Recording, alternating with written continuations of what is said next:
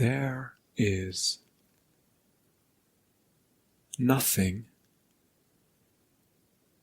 more significant, more powerful, more central in the determination of our being, our life, our experience. Nothing more significant, powerful, or central than how we are with desire.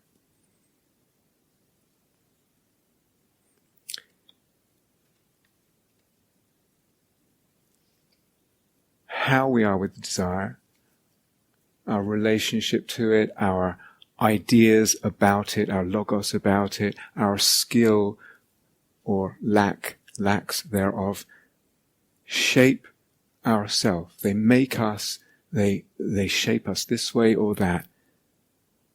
How we are, what we do, how we seem, the very sense of our being. They shape our life. That relationship shapes our life and shapes our world, opening it or closing it, coloring it this way or that. Desire is a maker of worlds.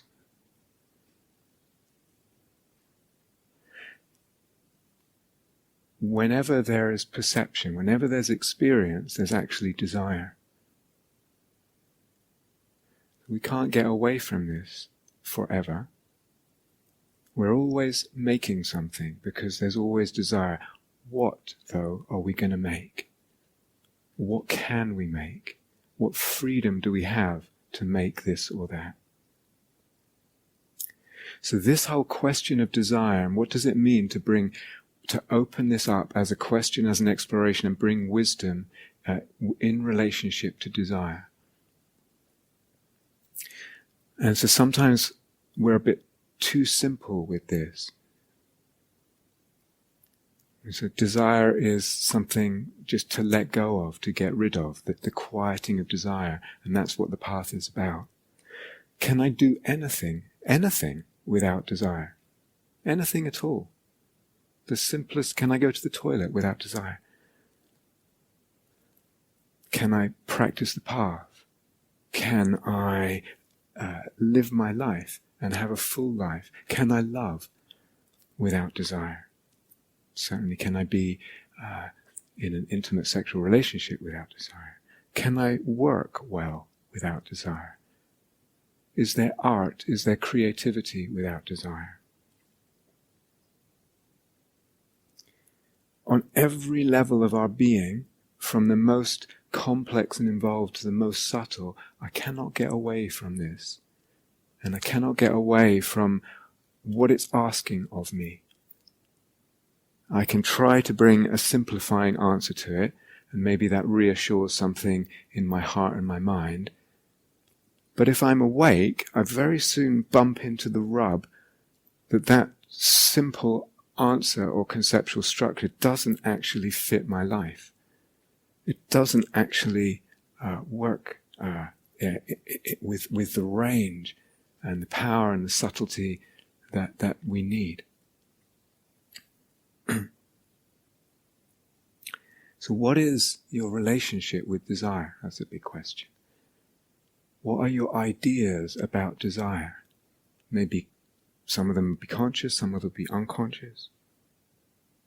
And sometimes in Buddha Dharma we can have, so desire is not good. The path is to end desire somehow. And desire is always, it goes with Vedana. So desire is always kind of chasing pleasant or trying to get rid of unpleasant. But is that the limit of what desire is? That it's something in relationship to the tonality of pleasant and unpleasant, and either chasing the pleasant or certainly sometimes it is. Does that really capture the fullness of the human psyche's relationship and motivations of desire? Is the only desire that's kind of acceptable a desire for a decrease in suffering? So how are we thinking about desire? How are we delineating desires in our So we've got to have some desire, because it wouldn't come, wouldn't book a retreat, wouldn't come. Maybe the only desire that's good is the desire to end desire, or the desire to decrease suffering. So we can we have some discernment about desire, but we put it into two camps. And everything else is, it would be better if I didn't have it, but somehow I do have it, and I kind of arrange my life with it. Do we live like that? Do we live really, if I look at my life, do I live in a way that follows this discrimination of the only good desire is a desire to decrease my suffering, or the suffering in the world? I mean, there is that desire, and that might have a lot of power, but are we really living like that? I'm just talking about that honest and discerning self-reflection now.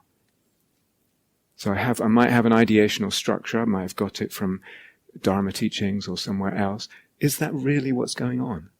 Is that really what's happening in my life? Is there some kind of cognitive dissonance here? Do we need a bigger and perhaps more complex psychology around this thing called desire, this force called desire? And what are the asks? What are the demands? We are born with this force called desire operating in our life. What is being asked of us here? Is it just the quietening of that? Is it just to put everything else aside as much as we can and just have the desire for the decrease of suffering? Can we begin to discern different kinds of desire, and different kinds of relationship with desire, and different kinds of ideas about desire? So we talk about, I'll get back to this soon, but we talk about craving and eros and discerning between them. And can we discern between those two? And can we guide if we're stuck in craving and the contraction of that and the pain of that and the tightness of that?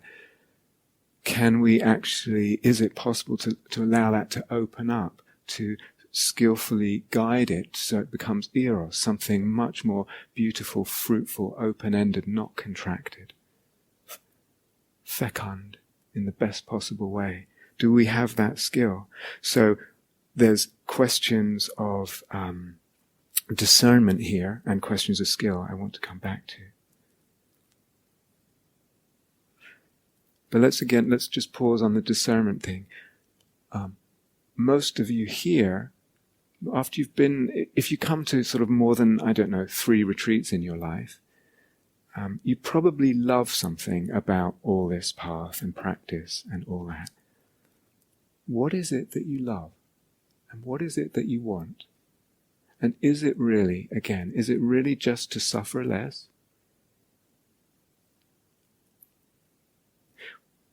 In a way, it's a little ironic or paradoxical or perhaps not fully honest that we have a terminology that talks always with all the brilliance through the Four Noble Truths about reducing suffering. And so my contention is we have all kinds of things going on that we desire and what we really love and why we show up here and are willing to sit through all the difficulties and walk through all the difficulties, etc. Is it just because we want to reduce suffering? There are plenty of people who relate to meditation like that, but it's usually only, maybe they go to an evening course and learn a few techniques to suffer less, and that's great, and that's really important, and learning how to suffer less is really important. What is it that you're really wanting, though? It includes that, but what else? What draws you here? Not just to this retreat. Is it not that you are in love with a kind of beauty about all this? There's something about sitting this way and doing what you do that is beautiful to you. That you are in love with some mystery, some perfume of mystery that comes with all of this. And that in itself is not it's not really about reducing suffering? Is it not that you love love? And you love the goodness of heart and the beautiful qualities of heart?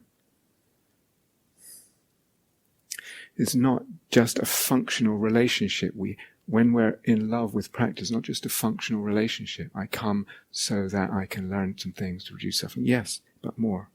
How many people have told me over the years, boy, when I heard the Heart Sutra for the first time, and I didn't know what the hell that was talking about, but something, it's like, I want that, there's something ignited in the heart. Many of you had this, or talk about emptiness. I don't quite understand. What's attracting you there? Is it just that, oh, that sounds like a very, very good idea that I could reduce my suffering by understanding that? Good, okay. That's not what happens. Something else comes into flame. And I would contend, actually, the way I think about emptiness is you can understand at lots of different levels. The beginning levels of emptiness, or the let's say less profound levels, are very much about different ways of seeing that reduce suffering. As it gets deeper, it becomes much more about mystery, and I would say sacredness. There's a kind of beauty and mystical sense that opens up in the deep sort of reaches of exploration of emptiness. Yes, that has an effect on suffering, but that's almost not what's driving a person to practice at that level and to be drawn at that level. And yet somehow we don't quite kind of acknowledge that or recognize that fully and give it its due and its place. And we just keep talking about reducing suffering. And is it not the case that when you show up here and when you practice diligently and you devote yourself to practice over years, that you have, as I mentioned last night in the Q&A, there is a fantasy, or there are multiple fantasies woven together for you of practice, of path, of yourself as practitioner, and with all that devotion, of the tradition that you are walking in the stream of and supported and nourished and inspired by, of practice itself, of awakening. All this has become imaginal for you to some degree. Do you understand? The Buddha, the teachers, the lineage of teachers. And all that is beautiful, and all that is, to some degree at least, erotic for you. There's image already there. And yet, somehow we don't really kind of say, hey, maybe this is significant. And we don't have words for it. And we don't point it out. And we just keep talking about reducing suffering. So, there's differentiations. We'll come back to this. And then there's that differentiation also what goes with it is the asks. What are the skills and arts that I can develop, that I can open up in relation to this whole complex, really mystery of desire? So, can you let go? Have you practiced that?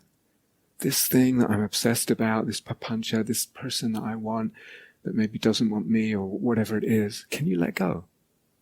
So we talk a lot about that in Buddha Dharma, right? Let it go, drop it. How's your skill at doing that? You don't have to answer. Can you let go of those big, do you have enough practice at that? That's one of the foundational skills of all this soul making. Like if you can't do that, maybe some work at developing that. For a lot of people, that maybe needs to come first. I don't know. And then what about letting go at a much more subtle level? So yes, there's the big papancha obsession of this thing that I want, this person that I want, or whatever. And then there's the whole possibility of letting go in meditation at more and more subtle levels. Things that you wouldn't even consider are things to let go of. You wouldn't even consider them as craving. And that whole, the beauty of that movement into more and more subtle letting go. and what that opens up. And yes, freedom from suffering, but much, much more. The beauty and the mystery, as I alluded to before, that opens up in relation to emptiness and fabrication and the unfabricated. So, how's your journey with that? With the subtlety, with letting go of at more and more subtle levels. And you might be listening, please, as I say, I'm not that, and that's so much to mind. I'm just a big. How about seeing it as, you know what? There are treasures everywhere, or you are in the middle of the most glorious banquet buffet, and you say, "Oh, it's terrible. There's all this food I've got to eat," and the person says, it'll be there. This bank will keep getting replenished longer than you live. And you say, that's just terrible. It's beautiful. I will never get to explore all the possibilities that are, partly because the eros-psyche-logos dynamic opening up more and more. And that's wonderful. I can relate to it as,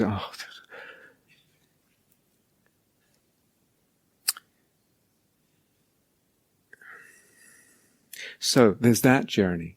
There's letting go of gross stuff. There's letting go, this exploration of more and more subtle levels of some meditative exploration of exquisite beauty and profundity that opens up. Then there's the ask, do you dare to follow the desire for what you love? Even if it brings dukkha. Do you dare? And this again has something to do with shaping our life. What happens to me and my life and my person if I don't? If I close that down, I say, that's dukkha. I might start judging myself if I don't get it, or I'll probably get hurt. What happens to me and my personhood and my being and my life?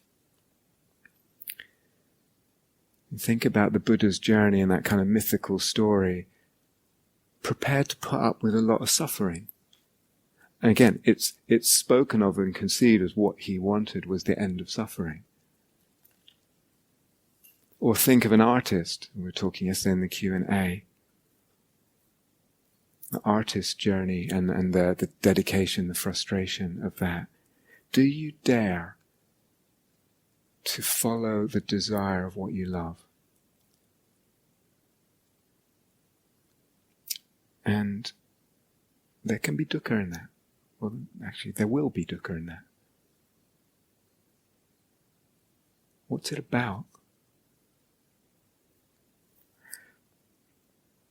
And so, as I said, there's a whole range of skills here, and we don't have time, certainly not now, to talk about all this. We've talked a lot about this. We did, what's it called? The Alchemy of Desire, of Hermits and Lovers, the Alchemy of Desire. We did a whole retreat, just mainly focused on desire and different aspects of it. So that's there on the web. There's a whole other retreat called, it's a series of talks, a long series of talks called Eros Unfettered. There's lots of subtlety to all this, lots of possible skills there. One of the practices we did that a lot of people found, to everyone's pleasant surprise, really quite easily accessible. We called, I call it the OCD practice, but that's that's actually short for opening the current of desire.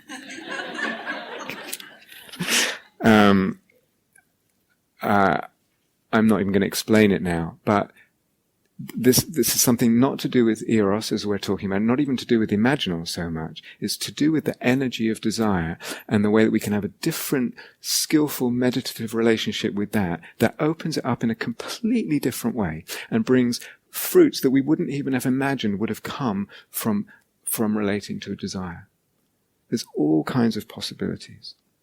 And that material is out there, and we don't have time to discuss it now. But this question that we want to get in relation to the imaginal, so we have this thing that we're calling eros, and we contrast, it's a kind of desire, and we contrast it with something like craving.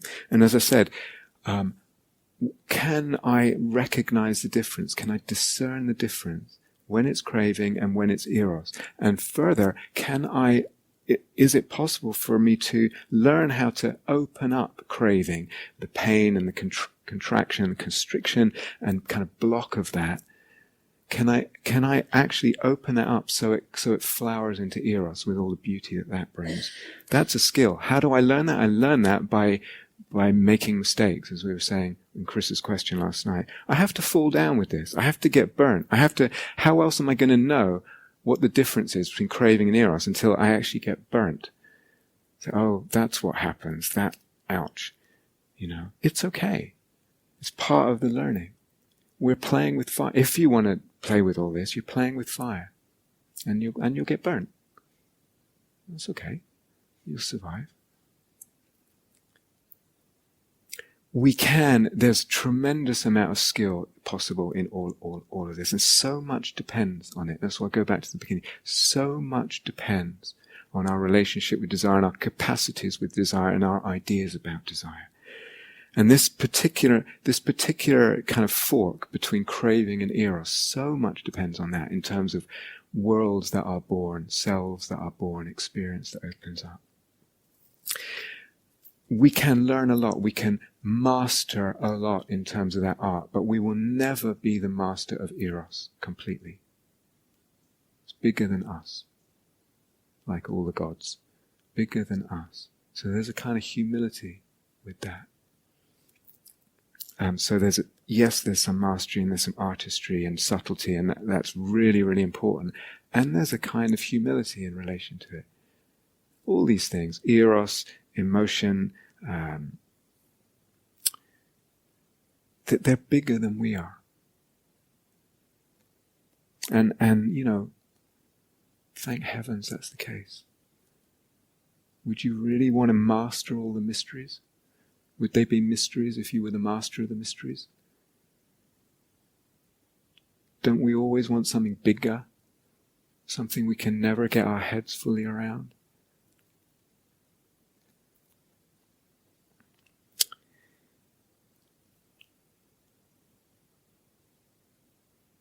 So Eamon and I were talking last night, and he made me laugh, and he said, I don't know if he made the group laugh when he mentioned it in the group, but anyway, he said, eros-psyche-logos, no one talks like that. And it's true, it's absolutely true. And why all this Greek stuff?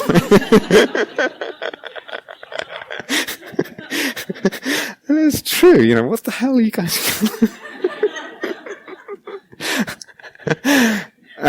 but actually, exactly, no one talks like that, or rather, no one thinks like that. And again, we have a poverty of differentiation, a poverty of discernment, so that when we don't discern something called eros, separate from craving or just other kinds of desire, then we don't have the language and conceptual framework to guide and support this endless and amazing opening. Because I keep putting it back into the same box. It's just desire. I like it. I want it.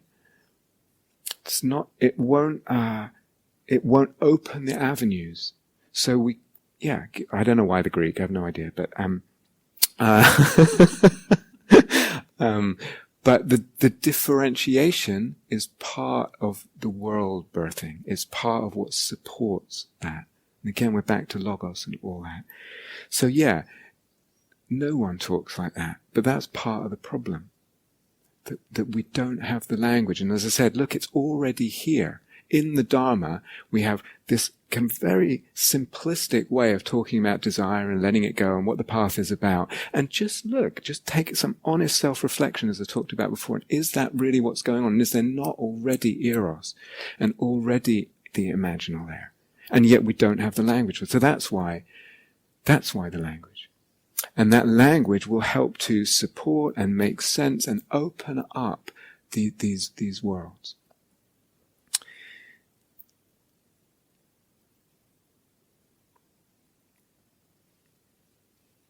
So we want differentiations, discernments, subtle nuances of recognition and ideas, and therefore words to communicate with each other that support soul making. And that we don't have that in the culture, in the wider culture and even in the Dharma culture. And you say, oh, that's fine, I'm not really interested in soul making, that's fine. But there's a cost. There's a cost. So again, we think about desire and I think it's either, in this kind of simplistic view, desire is either just ego or just chasing the pleasant on one hand, and that's unskillful and we try and get rid of that, or it's skillful, it's kusala, which would be like desire for metta and desire to end suffering. And that's it. There's this kind of bifurcation that way. And then with the skillful desire, we can talk about, hey, don't overdo it, don't push too hard. And that's great, actually, that bifurcation, that differentiation. But do we not need some more? So is that, if I make just that bifurcation, is that those are the choices that are presented to me in my life? Either I'm just saying, yeah, I can't really hack the whole path, otherwise I'd be a monk or a nun. So really I'm kind of making a pact with, or just kind of putting up with the recognition, yeah, I have some ego, and I kind of laugh at it. Self does the silly stuff. And yeah, it would be great if I wasn't so into the senses and sense pleasure, but, Is that the only, that conceptual structure, oversimplistic conceptual structure, gives me choices that it doesn't even make sense of my life.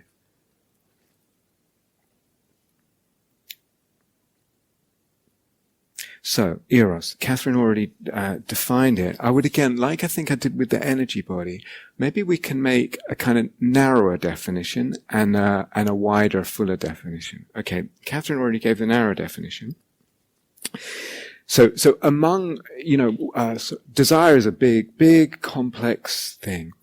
And one delineation we make is of this kind of desire that we're going to call eros. And then we make a further delineation between what we might say is just the basic narrow definition of eros, and then we'll open that up. Basic narrow definition of eros, a small definition if you like. Catherine already said it.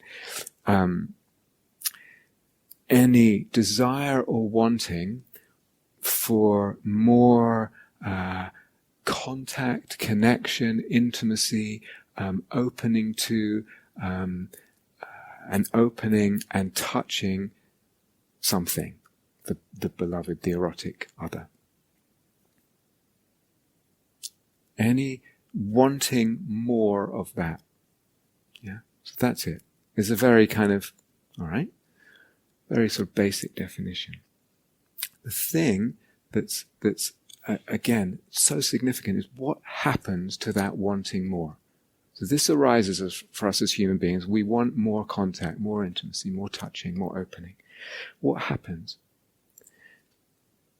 If I'm stuck in a kind of view and sense of this beloved, this thing that I desire and want more contact with, that's just what it is.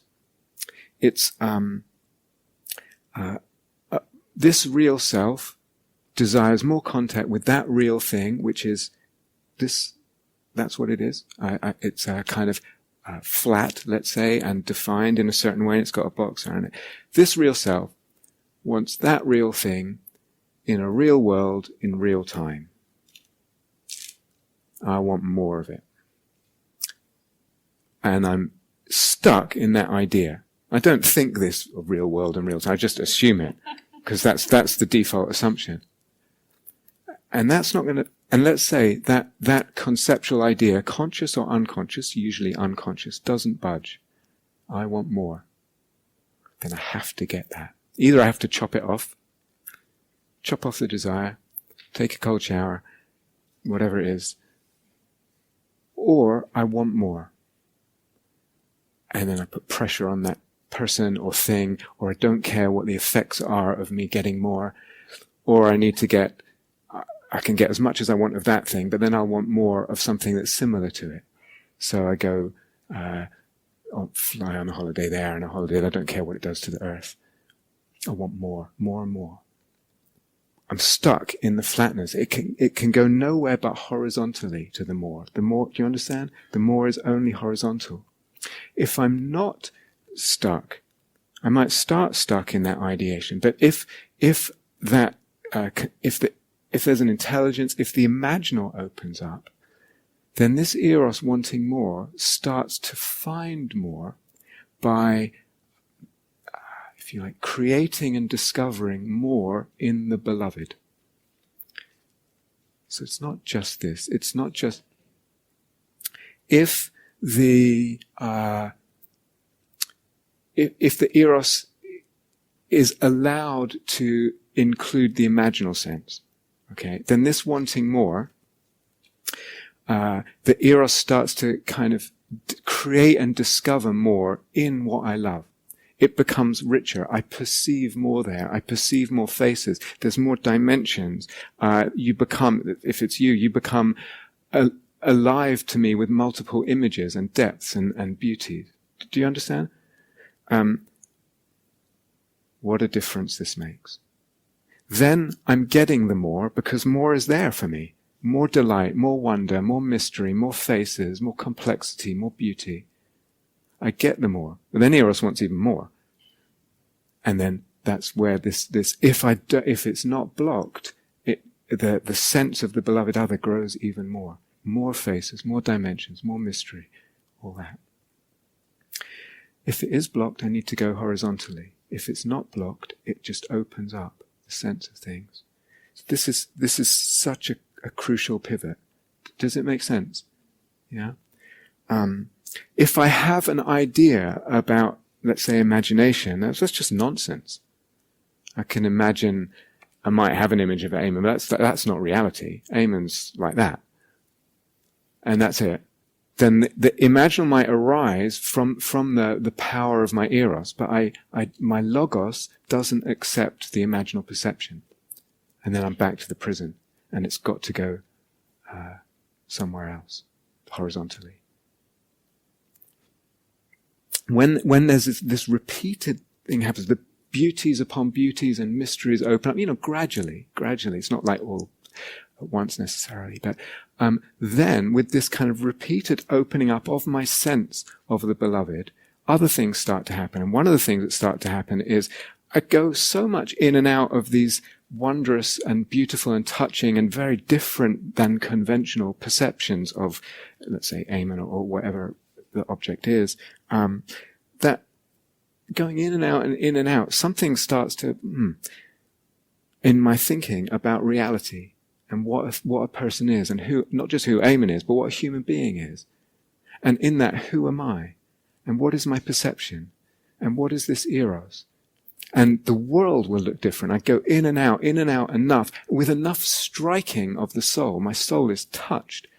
And at some point in this, the logos, the idea of what on earth the world, reality, the cosmos, self, humanity is, starts to open. So the logos, not just the eros grows, not just the psyche in terms of the image sense grows, but the idea grows as well. Idea, and then the idea being richer, the sense of things is richer, and eros gets even more inflamed, and the whole thing can just, you understand? So that's what we call the eros-psyche-logos dynamic, and it's potentially endless, just endlessly fertile, endlessly creating and discovering more beauty and more wonder.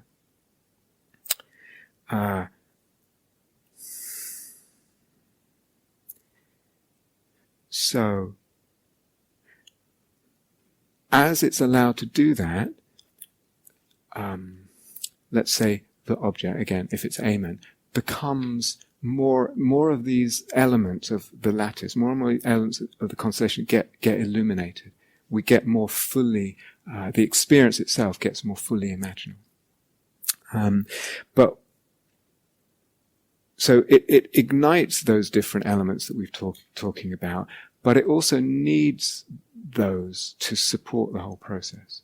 It needs a sense of beauty. It needs an ideational structure, etc.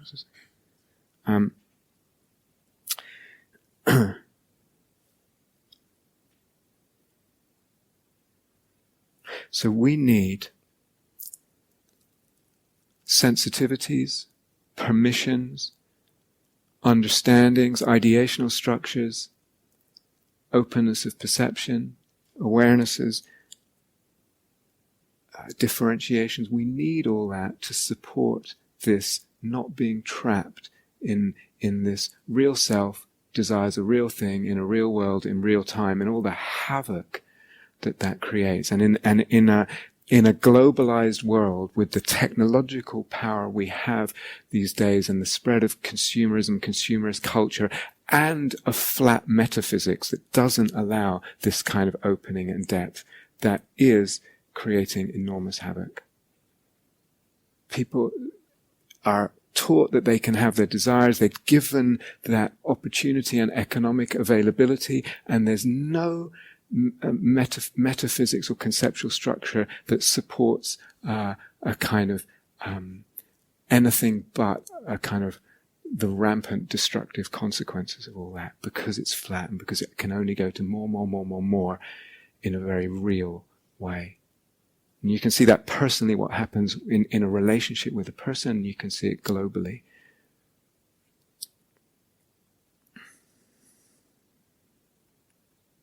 So, I don't know that they need to be Greek, but I think we, I think we somehow need these concepts. Or I won't say that.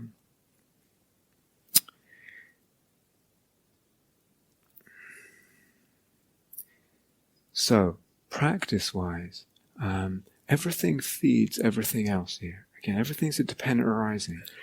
Here I am. Let's say I've got in my meditation or in my life, I keep getting images of someone I really like, and I want that person. There's eros there, and they come to me in images.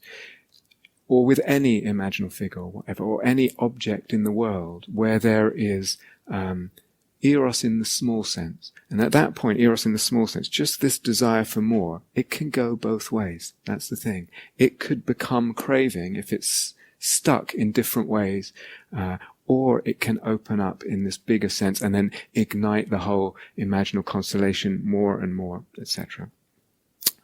So what helps it? How can I say, I'm never going to completely master this. It's too much of a mystery. But how can I help it move towards eros rather than collapse into craving? Open into eros rather than collapse into craving. One thing is all these nodes. Everything feeds each other, all these elements. The more, let's say, either it's a person or an object or a thing in my imagination, person or object in my imagination, the more fully I bring my whole energy body into relationship with that thing, the more it supports the craving opening up to eros rather than staying in craving. That's really good news. There's many things we can do. One is what happens when there's craving, generally speaking, is there's contraction. There's contraction of the mind around the object. There's contraction of the self-sense. There's contraction in the energy body. Not so with eros as it opens up in the full sense. So one thing we can do, because everything is mutually dependent, can open up the energy body more. The whole body in relationship to this image or whatever it is. What does that mean? The whole energy, as Catherine was saying, it's like I'm knowing this object. I'm in relationship with my whole body, my whole energy body, and that kind of supports the opening up of eros rather than the collapse into craving. Now, this can happen many times, and you will fall off the bicycle, you will get burned, but hey, there's ways of kind of reopening it. Yeah. That's one. Another, I mean, we could probably list loads, but another is this fullness of intention. I want you. I want us to be in relationship. I want to have a baby with you. I want to, whatever it is, I want that thing. I want to go on holiday there. I want this. I want that. I want it to happen. And yes, very often that want can become for a real self, in a real world, etc., etc. What happens if maybe that intention is there, there's a kind of small intention, but can I open up to this fullness of intention? When I want you, or I want anything, this or that to happen in a relationship, what is it that I most deeply want? And what if that could be actually what I want is the soul making? It seems to be you, but what I most deeply desire is the soul making and the sacredness and the endless opening of that. Does that make sense? It's not this is necessarily easy, but what happens if I can open up the intention? What do I really want? Sometimes people say, I want, okay, it's not that thing or that person, but what I want is the aliveness or the juiciness that happens in their presence. Great, but I would say don't even stop there. You actually probably want something even wider and deeper than that. You want the fullness of soul making, and that can be an intention. Does that make sense? Yeah. This middle way of the imaginal, again, real self wants a real thing in real time, real world. Can I see that this that I'm wanting, or this that I have an image of happening and then think I would really like that to happen, is already happening? It's already happening. We are already making love in the imaginal realm, if that's what I want. It's already always happening. And that recognition is, that's actually to do with the eternality, sorry I skipped that, but that does something. I don't need to make this happen, it's already happening. It's a part of the imaginal sensibility. I recognize something, and that does something different to the nature of my desire. It opens up craving to eros. It helps to do that. The one I meant to say was this neither real nor not real.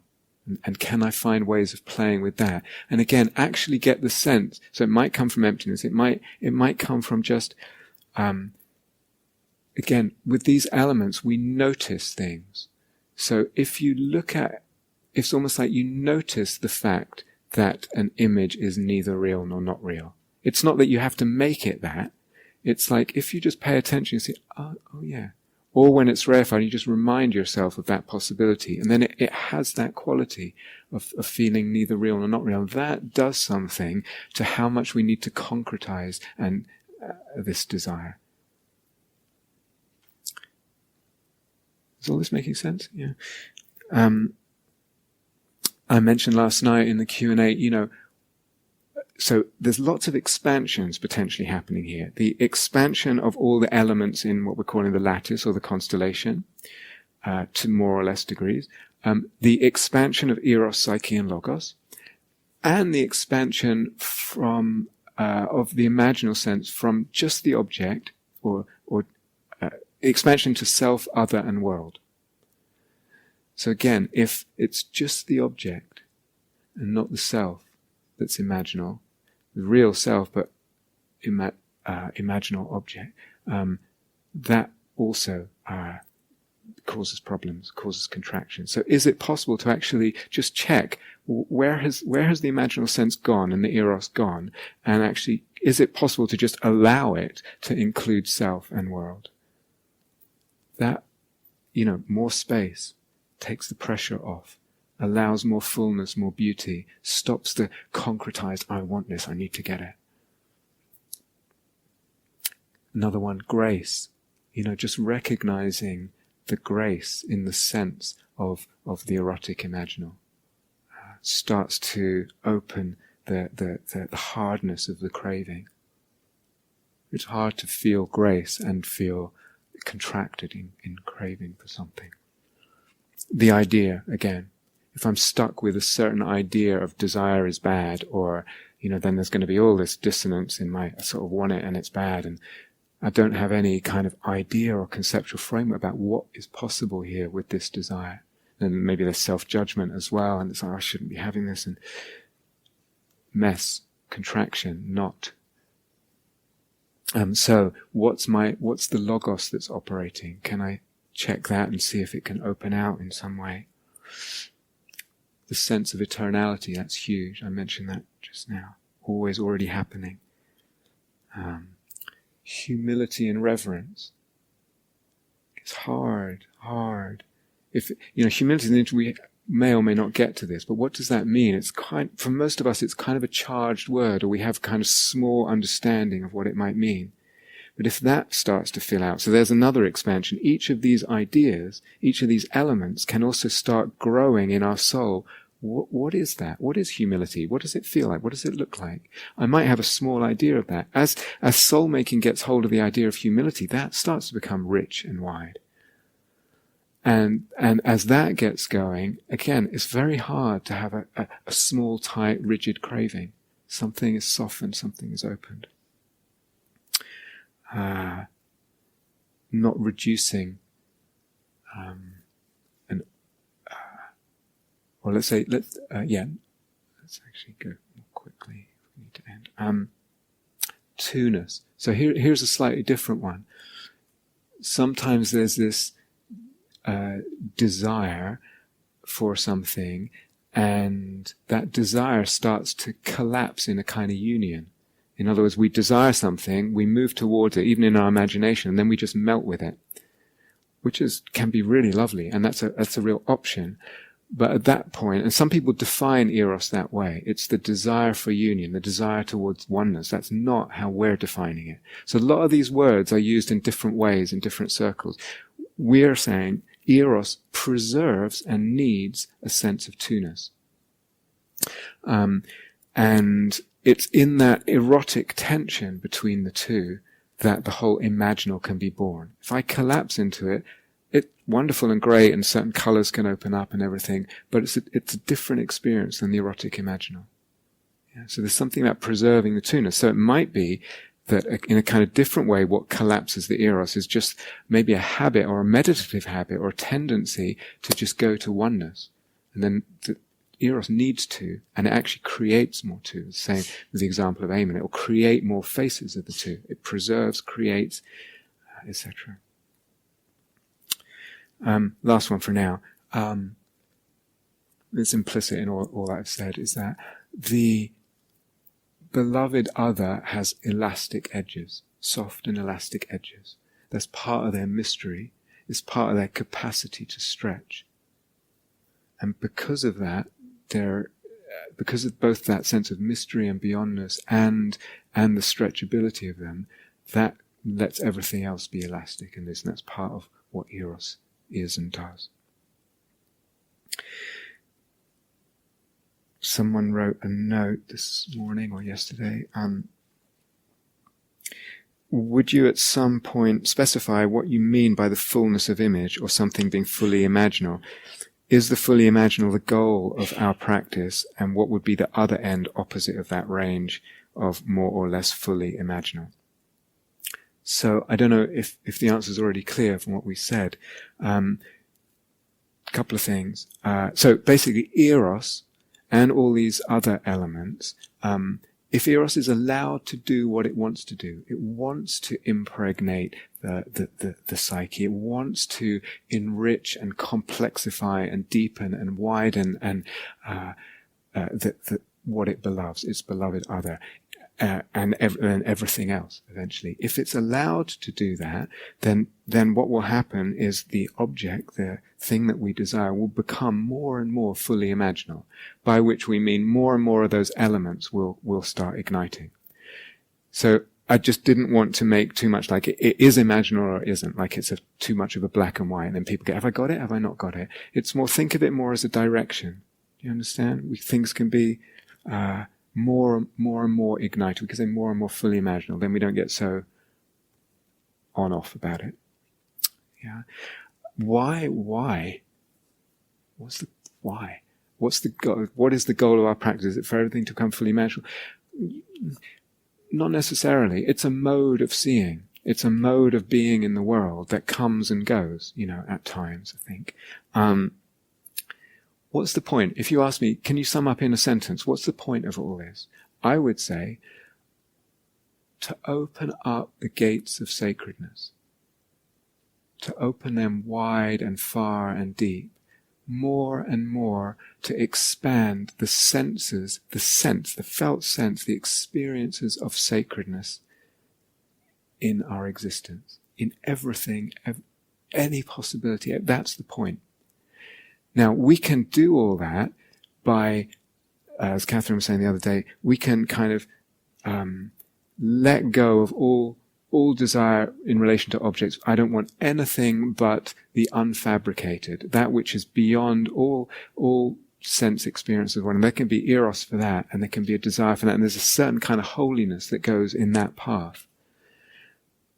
We can have that, absolutely. It's not either or. You can have that whole movement and that kind of sacredness, and it's awesome. But there are an infinite number of other kinds of sacredness that have to do with things and particulars, not the fading of things and particulars into universals, but things and particulars and angels, and the world becoming angel. And that is endless. So it's up to us what we want, but the purpose is this opening up of more and more of a sense of sacredness. And why? Well, either you want that or you don't, or you could say it's what soul wants. Soul wants to sense that way. That's what soul's about. And the range of that, whatever sense we have of this is sacred, it just opens that up more and more, more and more and more. The colors, the dimensions, the folds and angles of what that means. That's the point. And for that, we need to speak in funny Greek words. No, we don't. Yeah. No, but we need these discernments. No discernment, no opening of certain gates. Yeah. So we need to make these differentiations of desire, differentiations, recognitions of how I'm thinking about it, what I'm allowing to be possible, making the discernments, and developing the particular, let's say, skills or arts in relation to all these different avenues, doorways, and discernments. Yeah? Yeah. Is that enough? Have I missed something? Yeah. Okay, thank you.